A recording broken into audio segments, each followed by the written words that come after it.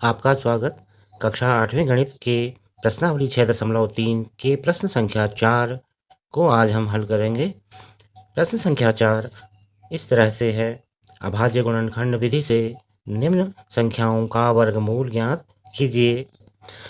प्रश्न संख्या 4 का पहला भाग 729 के रूप में दिया गया है।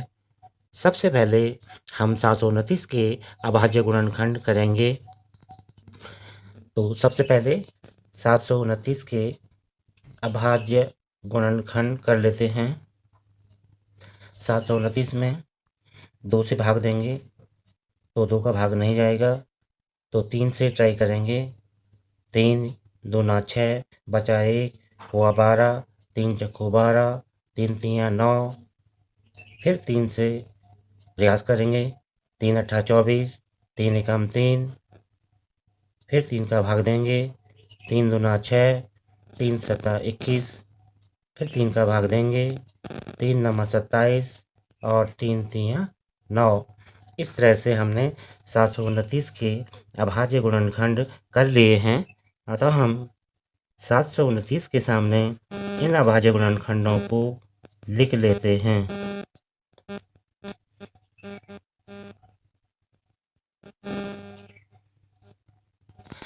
अभाज्य गुणनखंड करने के पश्चात हम इन गुणनखंडों के जोड़े बनाते हैं या समूह बनाते हैं। हमें 2-2 अंकों के समूह बनाने होते हैं इस तरह से। तो यहाँ पर कुल 3 समूह तैयार हुए हैं। इसके पश्चात हमें वर्गमूल 729 बराबर, ये वर्गमूल का चिन्ह है, तो वर्गमूल 729 बराबर एक जोड़े के लिए हमें एक अंक लिखना होता है। 3 गुणा का गुणा 3 गुणा का गुणा 3, एक समूह के लिए एक अंक। इस तरह से तो हमारे पास इस समय 3 गुणा 3 गुणा 3 है। वर्गमूल 729 बराबर 3 गुणा 3 गुणा 3, या हम इसे अब लिख पाते हैं वर्गमूल 729 बराबर 3 तियाँ 9 तियाँ 27। इसका मतलब यह है कि 729 संख्या का वर्गमूल 27 है। आइए अब प्रश्न का दूसरा भाग लेते हैं। दूसरा भाग 400 के रूप में है। सबसे पहले हम प्रश्न ए की भांति ही यहाँ भी 400 के अभाज्य गुणनखंड करेंगे। तो 400 के अभाज्य गुणनखंड कर लिए जाएं। 400 2 का भाग जाएगा, 2 दूना 4, शून्य का शून्य, शून्य का शून्य। फिर 2 का भाग देंगे, 2 एकम 2, शून्य का शून्य, शून्य का शून्य।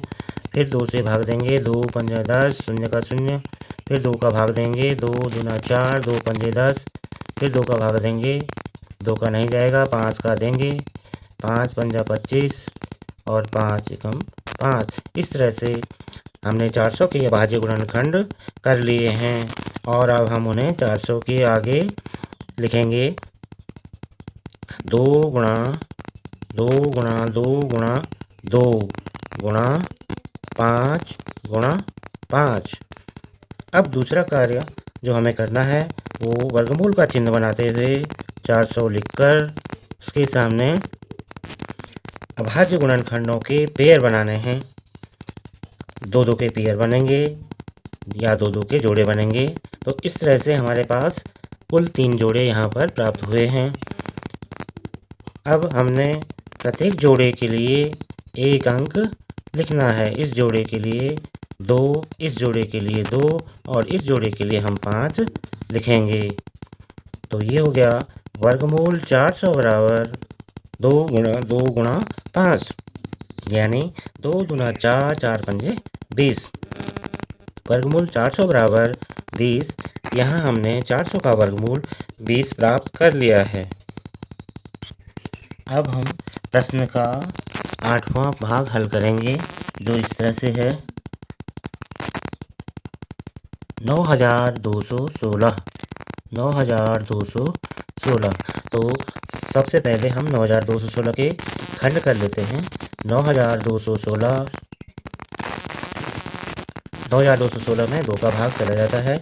2 चौको 8, बचा 1 हुआ 12, 2 छक्का 12, 1 में भाग नहीं किया 0, 16 में भाग देंगे 2 अठा 16, 2 दूना 4, 2 तिया 6, 0 का 0, 2 चौको 8, 2 एकम 2, 2 एकम 2, 2 पंजे 10, 2 दूना 4, फिर 2 का भाग देंगे 2 पंजा 10, 2 सत्ते 14, 2 छक्का 12, फिर 2 का भाग देंगे 2 दूना 4, 2 अट्ठा 16, 2 अट्ठा 16, फिर हम 2 का भाग देंगे 2 एकम 2, 2 चौको 8, 2 चौको 8, फिर इस संख्या में 2 का भाग जाता है 2 सत्ते 14, 2 दूना 4, फिर 2 का भाग देंगे 2 तिया 6, 2 छक्के 12, फिर 2 का भाग देंगे 2 एकम 2, 2 अट्ठा 16, फिर हम 2 का भाग देंगे 2 नमा 18, और अब इसमें 2 का भाग नहीं जाएगा,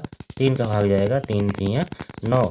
इस तरह से हमने संख्या 9216 के अभाज्य गुणनखंड कर लिए हैं। अब हम इन गुणनखंडों को यहाँ 9216 के सामने लिखेंगे। इस तरह से हमने अभाज्य गुणनखंडों को लिख लिया है। अगला कार्य हमारा इन अभाज्य गुणनखंडों के समूह बनाना है। हम 2-2 अंकों के समूह बनाना शुरू करते हैं। तो एक जोड़ा बना, दूसरा जोड़ा, तीसरा, चौथा, पाँचवा और छठवां, कुल 6 जोड़े बने हैं। 5 जोड़े 2-2 के हैं और एक जोड़ा 3 का है।